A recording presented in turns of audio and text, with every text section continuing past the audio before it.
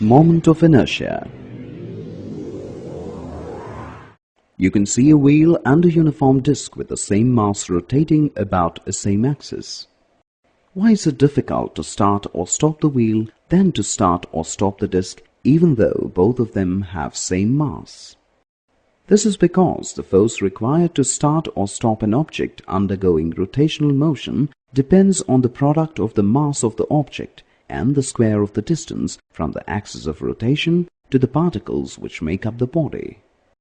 The product of mass and square of the distance from the axis of rotation is greater in the case of a wheel.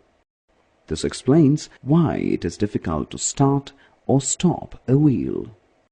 The product of mass of the particle and the square of the distance of the particle from the axis of rotation gives the moment of inertia.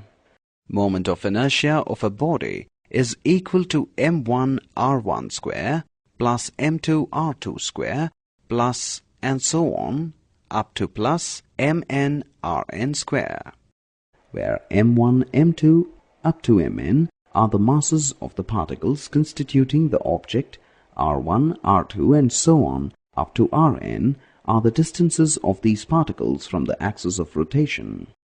The equation can also be written as, where m is the mass of the particle and r is the distance of the particle from the axis of rotation.